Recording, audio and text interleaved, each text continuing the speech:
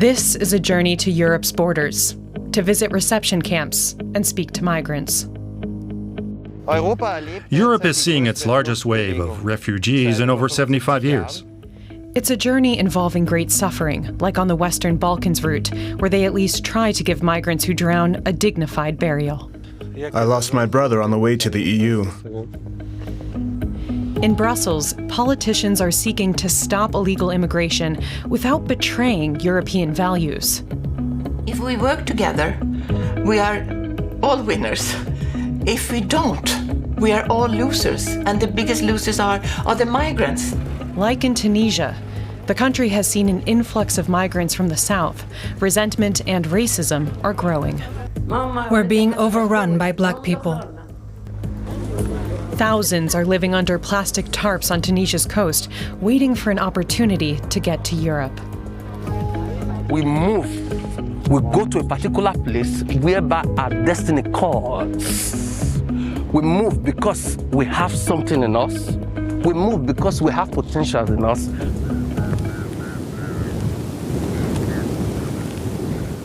We are the future. We are the dream. We are the nation. We are part of this. We are the future. We are the dream. Our journey begins here in Tunisia. 'Cause I am so amazing. It's very rare for a camera team to gain access to the refugee camps here. The Tunisian government doesn't want images like these to be seen. Journalists are not welcome here. They call this the 30-kilometer camp because that's how far it is from the next major city, Sfax. Many see Sfax as the gateway to Europe. We are the nation, we are part of this. They're here waiting for an opportunity to get on a motorboat and go to the Italian island of Lampedusa. They will risk their lives to get to Europe, the place of their dreams. Angelou Happy-Vider had to flee Nigeria because of his sexual orientation. In his region, being gay can be punishable by death. Now this dusty camp is his home, along with 3,000 other people from 15 nations. He's taken responsibility for the camp. Well, as I'm the president, migrants, African migrants, here. My role is to lead the people. My role is to advocate for the migrants' well-being. You have to solve some issues. You have to solve some problems. There are some married men and women here and children as well. The law here, you don't fight. When you fight, there is a fine you must pay. So here is a democratic system. Life in the camp is tough. Without any organizations helping them, the migrants are left to fend for themselves. They have to beg for food and water. There's hot dog. Got it. Hot dog. Yeah, I slice it. There's pepper, mixture of pepper, and Maggi, the oil. I fried it together, like a... We are cooking this macaroni, spaghetti. All the time, spaghetti. Yes, all the time. I'm just making the sauce. These are the sauce. I want to mix it up now. There are no toilets or sanitary facilities. Only the women have something resembling a shower. But they have to fetch the water by hand, and the nearest location is 2 kilometers away. A farmer provides them with water from a hose. This is the water we use to drink and to cook and also to wash and laundry our clothes. But this water is not pure. It has salt taste, but we don't have option unless we can use this one. Drinking the dirty water gives them headaches, stomach aches, and diarrhea. But not drinking it would mean dying of thirst. Everyone here in the camp has come a long way. Most of them passed through the Sahara. Their journey has already been traumatic. Desert journey is very risky. So some died. Some people don't even able to make it. So they died on their way. Over uncountable. I couldn't even remember the figure of some of those people. You can pass by the roadside. You can even spot bones of human skulls. 23-year-old Mary Saw fled Guinea together with her sisters. They traveled part of the journey by car, part on foot, coming via Mali, Algeria, and Libya to Tunisia. They've covered 5,500 kilometers so far. During the march through the desert, they found a girl named Rabiat. Now they're all here together, stuck at the 30-kilometer camp. This one is from desert. It's from desert. So his mother is not here with me. His mother in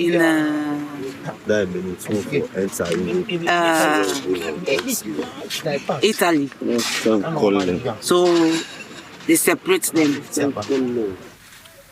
Mary's dream is to set up an orphanage in Europe. But for now, this tent is her home. 12 people live here, 8 adults and 4 children. The men don't dare leave the camp for fear of the Tunisian police. The women go out to try to find food in the village. This morning, no food. Everybody go in the street to beg. If we have for the day, we eat. If we don't have, we manage like this. So life is like that. We know that one day, things will be changed. Daily life is still plagued by fear. She says the Tunisian police once took her and put her in prison for 3 months. They took 500 euros from her. That was the money she'd saved for her crossing to Europe. Tunisian people, when we stay in the prison, they are racist because they used to call us African because we are black. In the camp, they show us videos of refugees who they say were taken into the desert by the Tunisian police. Many of them have experienced this. They say the police target asylum seekers, picking them up and taking them to the Algerian or Libyan border. Their aim is to deter more people from coming. We experience brutality from police. We experience police kidnapping the black people, African migrants, and using them as a bait. Kidnapping, throwing them in the Algeria desert. They will have to trek and come back again, over and over again. But even such brutal methods don't prevent migrants from continuing to make the journey.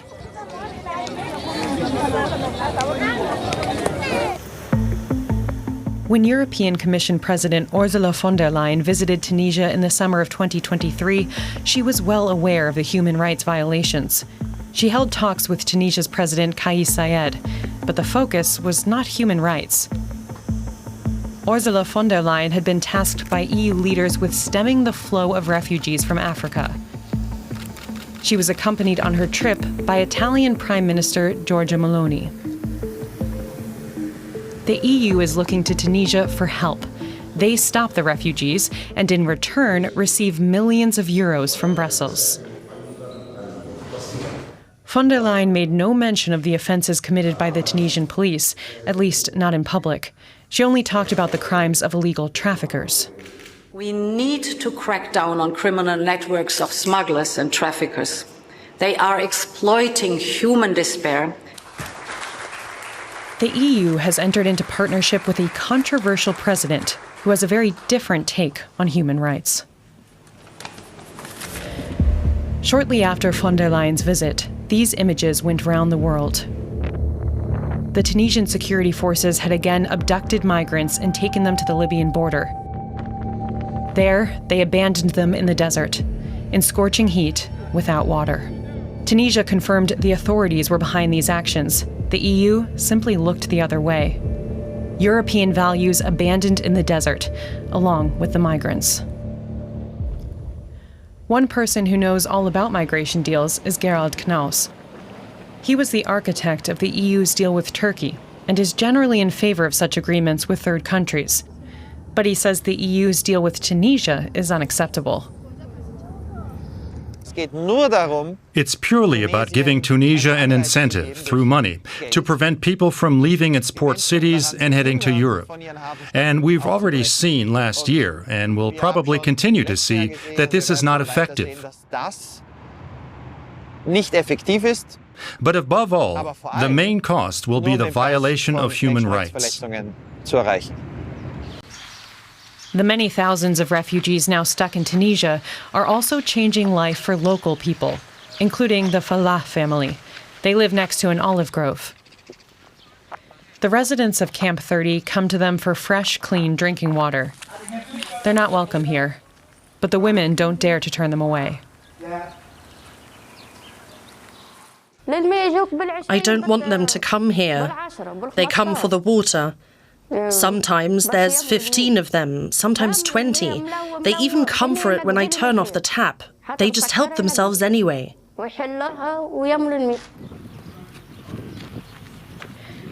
The asylum seekers also use the house to charge their cell phones. There's no electricity in the camp, and cell phones are vital for the migrants. It's the only way they can keep in touch with their families and with the traffickers. We're being overrun by black people. We're poor. We have no money. In the evening, we have to barricade the door with a chair. We're afraid. They come at night to grab their cell phones. We're afraid to go to bed, my husband, my 2 daughters, and I. I'm going off to pray. In the nearby fishing village of Al Amra, residents are furious. The village has around 6,000 inhabitants. Thousands of migrants are here looking for help and for a refugee boat to take them to Europe. Local people are not doing well either. Tunisia's dire economic situation means they're facing poverty themselves. Every day is a fight for survival, and many resent the begging migrants. Residents feel abandoned by their government and taken advantage of by leaders in Europe. The migrants just come into our homes and threaten our women. They see them without a veil on. They have no respect for our traditions. And so, many in Al Amra would prefer to flee themselves. In fact, some have already left. Neji Khalif has a small store and many migrants come by to beg. He has nothing against them, but says there are simply too many of them now. Neji has his own solution. They stay here and we go to Europe.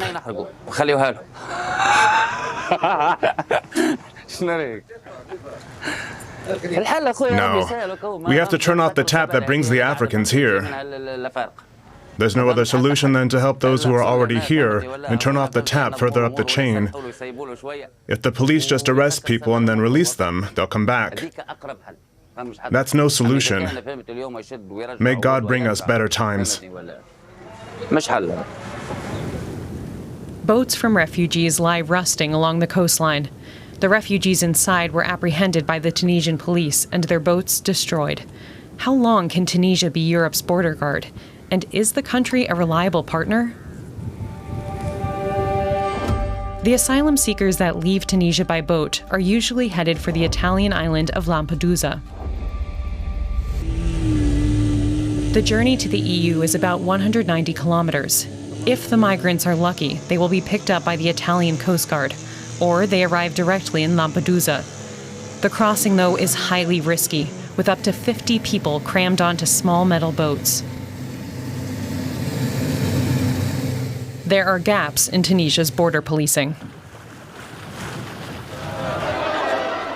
And that has repercussions for the Italian island.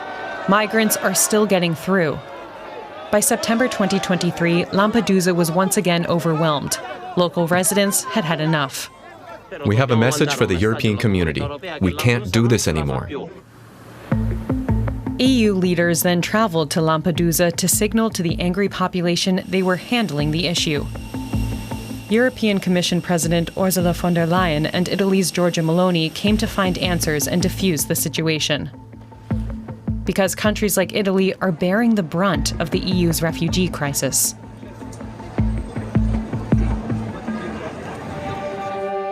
So Italy now wants to solve its refugee problem in neighboring Albania.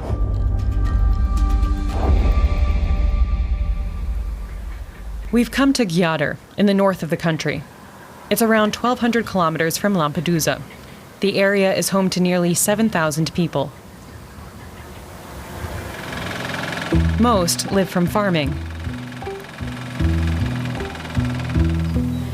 Prena Braca is 80 years old. She lives alone, together with her 3 cats. As of yet, she is unaware that she's about to become a key part of Europe's migration system.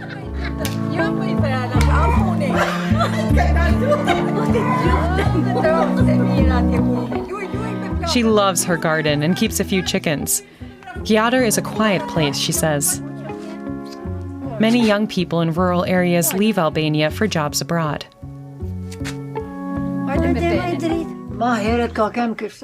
This village used to be a city. People did everything they could to come here. Now we hardly have a doctor, no pharmacy, and we have to go to the city to get medication. There used to be doctors, nurses, and pharmacies here. This deserted area on the European Union's doorstep is now the focus of attention, especially in Italy, which wants to bring its asylum seekers here starting in the fall.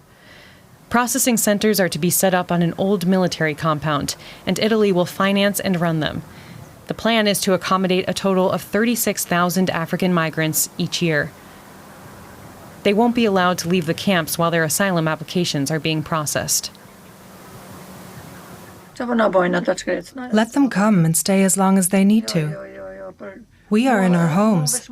Those poor people will not harm us. Even if they were to bring them into my garden, they are and will always be human beings. But not everyone here thinks that way. Frank Vlašaj has his workshop next to the military compound. Here he repairs mopeds and bicycles for local villagers. He has lived in Gjadar for 72 years. His sons have emigrated to England, and he hasn't seen them in 20 years. He is no stranger to migration, and yet he is still angry. No one asked us what we thought. We just saw it on TV when Rama met Maloney. Edi Rama is Albania's prime minister and the man behind the migration deal signed with Italian Premier Maloney. He knows how to present himself and his country in the right light. He used to be an artist and never stopped creating art. You talk and I listen to you and I continue. So this is how my eye is on the paper, my ear is all on you, and my mind thinks about what you're saying. His pictures decorate the walls. Rama likes to be provocative. A portrait of Lincoln and... He shows us a sculpture of Abraham Lincoln reading a book of Donald Trump tweets. Is he an artist working on the side as a politician or vice versa? The lines blur when talking about Europe. No, if I think about Europe today, I think a beautiful picture covered with a gray cloth. So we need to take off the cloth and look to the picture. He signed the migration deal with Giorgia Meloni in November 2023. Under the agreement, Italy will send its asylum seekers to Albania. Their cases will be decided in a fast-track procedure, but still according to EU law. Those who are not granted asylum will be deported back to their country of origin. Other EU countries are also keen to outsource their migration processing. But at the moment, Rama only wants to help Italy. The Italians are Albanians dressed by Versace. I say that we are separated by sea, and by many things in history, but we are practically living in the same area. In the government district in Tirana, the European flag flies alongside the Albanian flag. The country has been a candidate for EU membership since 2014, but it will be many years before it can become part of the bloc. Albania entered a new era after the end of the communist dictatorship in 1990. But the country still suffers from a difficult economic situation, and corruption remains a problem. As a leader, Rama is controversial. A migration deal like this helps to polish up both his own image and that of his country. We don't do it for any recognition. And for us it's enough not be seen in your TV, for example, like we were seen not very long ago, 10 years, 20 years ago, a gloomy country full of bad criminality, corruption and all this. It's not that we don't have problems of criminality. It's not that we don't have problems of corruption, far from that, but we were not them.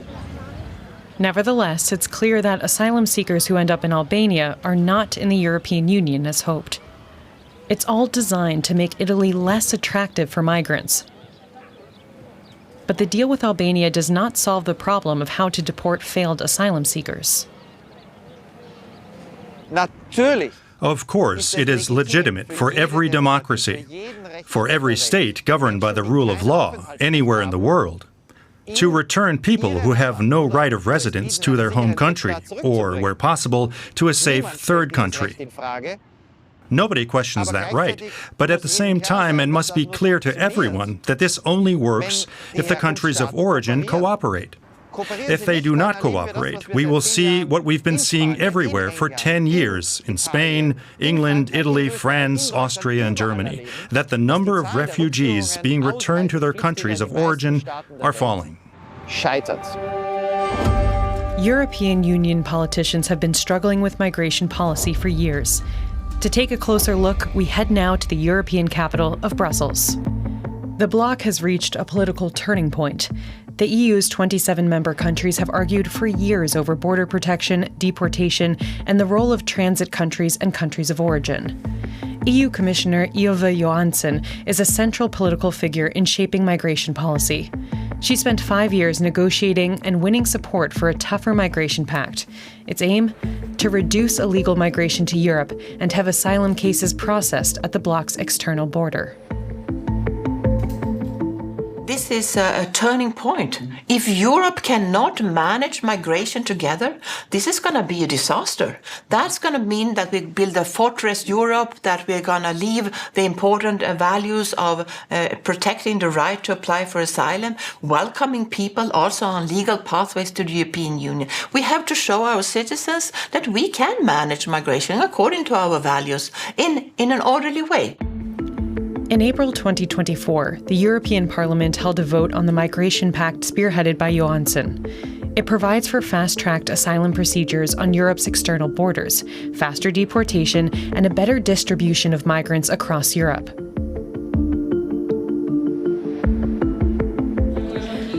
Johansson was hoping to achieve her greatest political triumph to date. A passionate soccer fan, she used a soccer comparison to urge the European Parliament to endorse the pact. The ball is rolling. Now is the time to come together as a team and to score for Europe. It can take years until we are in a final again, if ever. Meanwhile, protesters urged lawmakers to vote against the pact. Critics fear that the deal will effectively restrict the right to asylum and that those seeking protection will receive less help. They threw paper airplanes into the chamber, containing the coordinates of migrant boats that have sunk in the Mediterranean. But in the end, the Migration Pact was endorsed by a narrow majority. Johansson was visibly moved. The message was clear. Europe was getting tough on migration.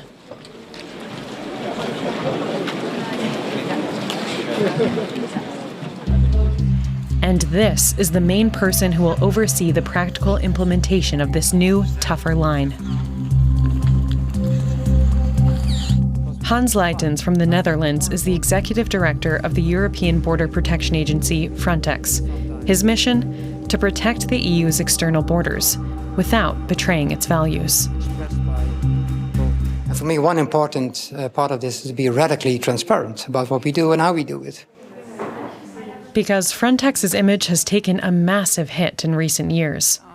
We confront him over his predecessor's legacy. Frontex had been committing inhumane actions like this one. They're known as pushbacks. The Coast Guard of individual EU countries, in this case Greece, pushes refugees back into the Mediterranean by force. It's actually a violation of EU law. Leijtens' agency has been subject to public scrutiny ever since. What I see here are officers, I think, evidently showing non-professional behavior, and that, of course, is directed towards migrants. And I think, for me, there's no doubt that is not neither professional nor abiding fundamental rights. So this is behavior I would not accept. How can the EU make sure that this doesn't happen to... We cannot make sure, because we are not there, of course, because that means that you should be present everywhere. We can, I think, at least advocate that our standards are high, that we do not accept any behavior or alleged behavior, that we investigate. That is the moral standard that the EU hopes to uphold. Pushbacks like in Greece must not be allowed to happen again. Asylum seekers are still arriving on Greek islands. Our next destination is the island of Lesbos on the EU's southeastern border. The refugee crisis escalated here in 2015, with up to 60 boats arriving every day. Fisherman Kostas Penteris saw them coming and rescued many at sea. Whenever he spotted a refugee boat, he would call the Greek Coast Guard for help. And he himself would pull as many migrants out of the water as he could.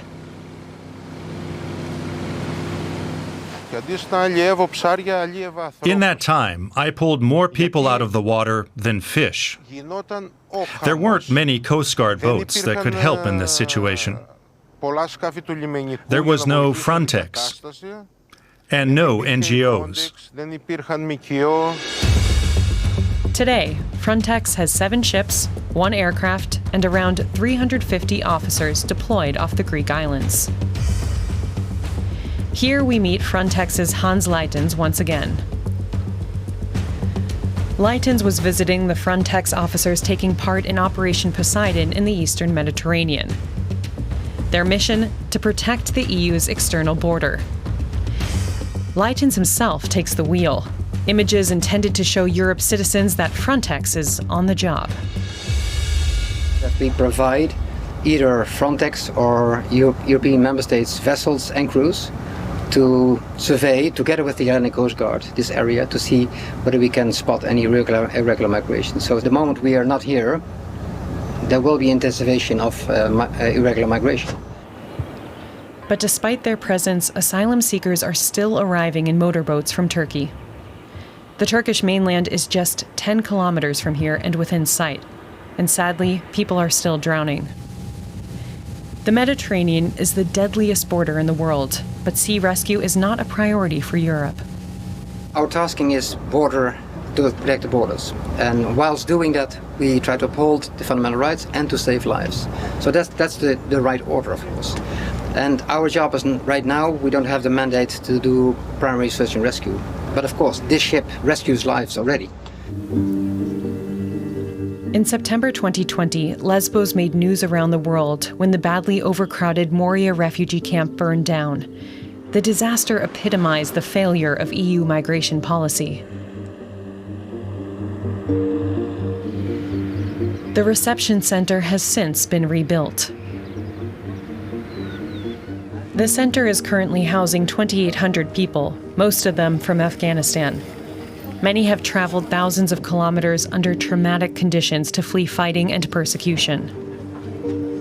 They've paid a lot of money and now hope to be allowed to stay here and live out their European dream. Frontex officers are on duty in the camp. They check in new arrivals. Hans Leijtens is visiting the officers. Many here are often confronted with stories of personal tragedy. Thank you very much for your commitment, and thank you very much for, helping Greek authorities. I think what we do is significant, is meaningful. After registering their personal data and running police checks, the refugees are taken to the mainland.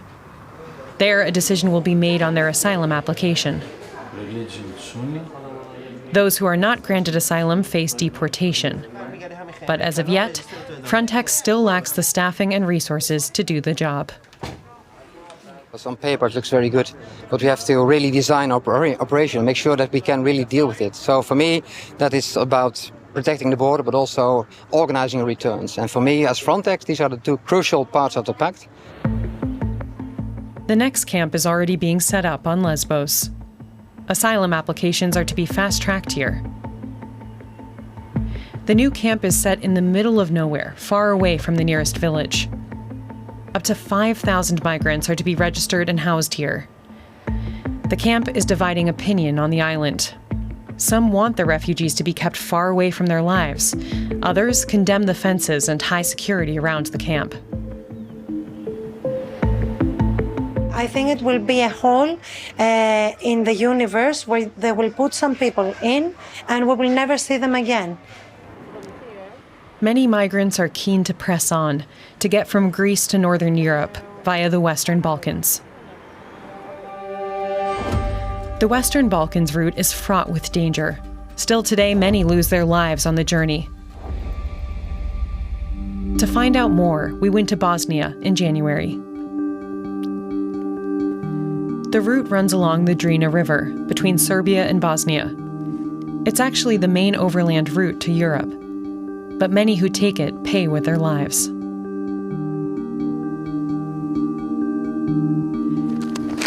Najib is from Afghanistan. His brother Javid drowned in the river here. As members of the Hazara ethnic minority, they were being persecuted by the Taliban, so they fled Afghanistan together, traveling thousands of kilometers on foot, sometimes with the help of traffickers, via Iran, Turkey, Greece, Albania, and Montenegro to Bosnia. Their journey took them 4 years. Najib and his brother wanted to reach Germany.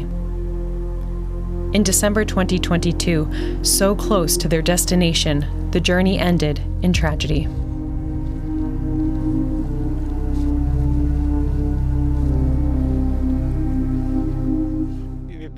We prepared a boat, and my brother and one of our friends were sitting in the boat. They made an attempt to cross the border. It was night, 9:30 p.m. It was dark everywhere. We couldn't see anything. Then we heard a loud sound, and they fell into the river. We tried to help, but there was nothing we could do. We couldn't see them anywhere, and we were in shock. Almost 6 months passed before he finally found his brother's body. Now Najib seeks solace at his grave. At least he has a place to mourn. Many of those who have drowned remain missing, without a name. Najib wants to move on. He feels he must get to Germany so that his brother has not died in vain. Javid's dream is not over yet, because I'm still alive and will continue on this path. As long as I and our other brothers are still alive, his dream will not die.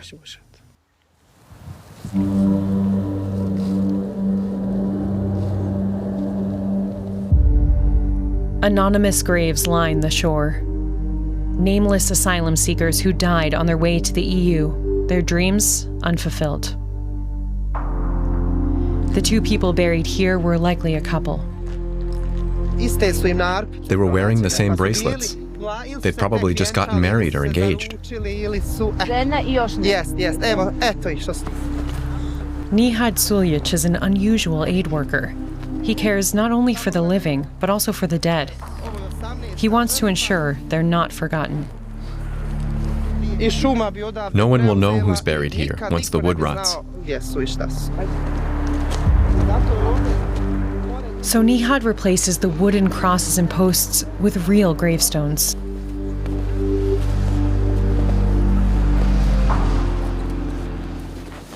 At a memorial service for the dead, Bosnian mountain rescuers are also present. They're actually trained to help lost hikers. But while out on their daily patrols, they often make gruesome discoveries. Ever since the Balkan route has become a main artery for refugees heading to the EU, they've often found dead bodies in the water. We have special equipment with us for pulling bodies to shore. We have to be careful about how we do it, so an autopsy is still possible. We mustn't cause any injury. Otherwise, those injuries could be interpreted as a cause of death, even though the person drowned. The Drina River runs through a beautiful landscape, but for the refugees, it's a death trap, another dangerous obstacle on their way to the EU.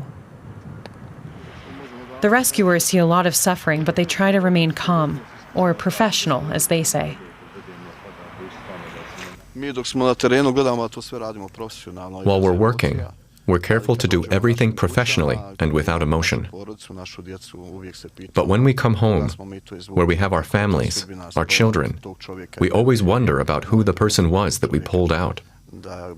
What kind of life they had, and what happened to them that they ended up in the river.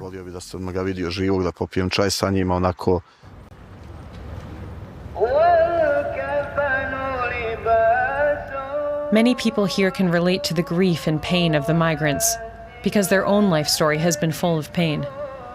This border region has seen a lot of suffering. War and displacement are not new concepts here.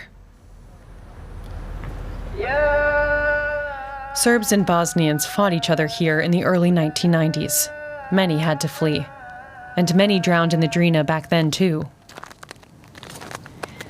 At a memorial service by the river, the mourners remember the victims from both then and now. Najib is also here. His story is not unlike that of this woman. Ismeta Orkonovic lost her husband, brother, and 16-year-old son in the war. She herself was displaced. When Orkonovic prays, she also prays for Najib's dead brother. It's hard for me. When I think of the dead, I think of our relatives who drowned in the river, just like these migrants today. The migrants who survive the Drina continue on their journey, heading for their ultimate goal, Germany. But here, too, there's a new wind blowing.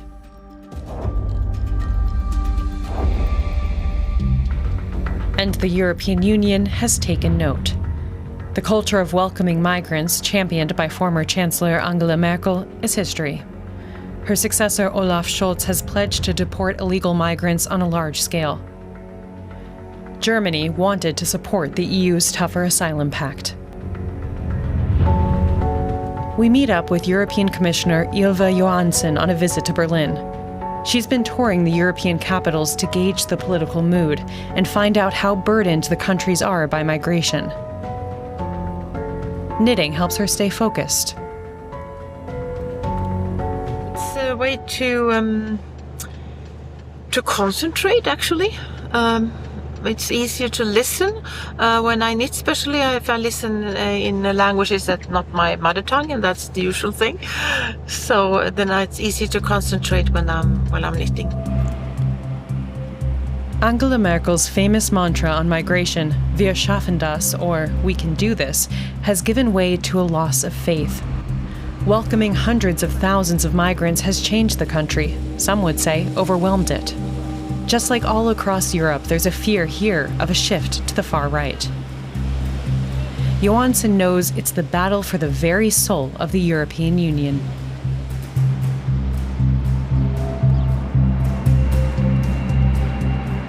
They will exploit every possibility to use fear and to put fear into the public. We have nearly 25 million migrants that are living legally in the European Union. And if they left tomorrow, we will actually not be able to run our hospitals or build our houses or do a lot of other jobs that is absolutely necessary. So I think I should say that you should not fear migration, but you should make sure that you are in control of migration and that you can manage migration. But the willingness to accommodate people and provide for them is wearing thin. Berlin's former Tegel airport is a case in point. A huge tent camp was set up here, designed as a reception center for Syrians and Afghans. But now large numbers of Ukrainians are stuck here too, and the place is overcrowded. The war in Ukraine has brought millions of Ukrainian refugees into the EU. Johansson meets with German Interior Minister Nancy Faeser. In a world full of crises, the number of refugees is likely to continue to rise. A bitter glimpse of what is to come. More than 1 million here in Germany. And I would like to take this opportunity to thank Germany. The politicians then visit the camp. The press have to stay outside. Afterwards, the PR department released a few photos. The authorities wanted to keep control of the images. Migration remains a hot-button issue. Around 4,600 people are living here in close quarters. The center is bursting at the seams. The people staying here are waiting for an apartment in Berlin, but there are none. So for many, the reception center has turned into permanent accommodation.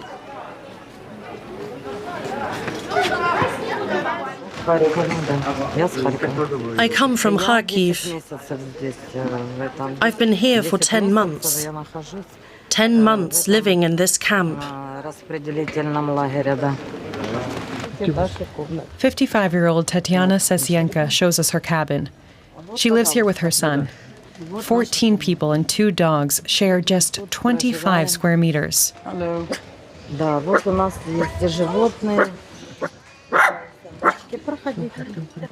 The only privacy is their own bed. These 2 beds are ours. My son sleeps on top.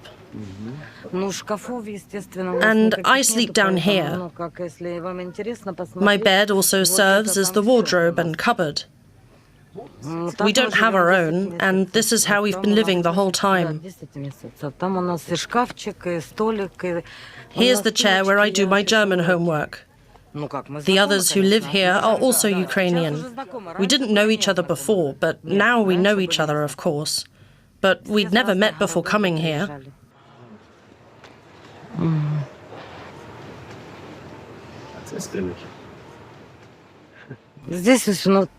Look, here's the other dog. Hey, come out, we have a visitor. You see, we have another dog living here. She sleeps together with her dog in one bed.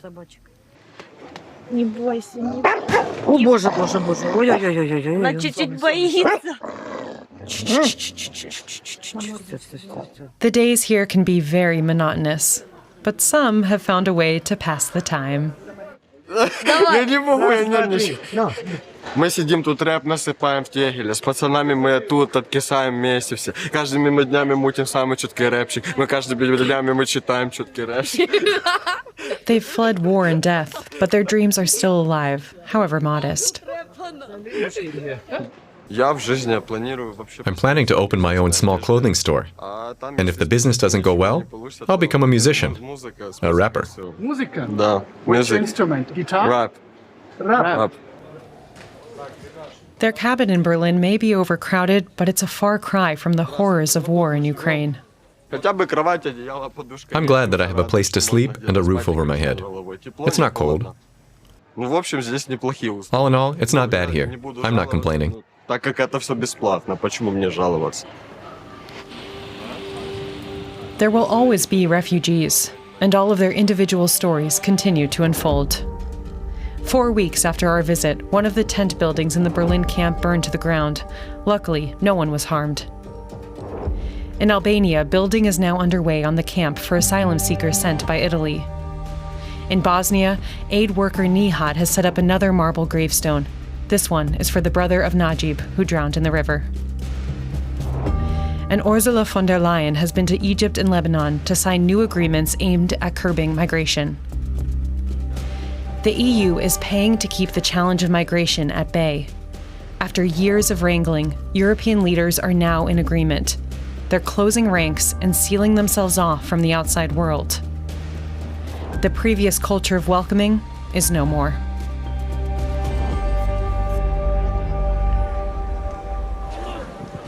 And in Tunisia, police brutality is on the rise.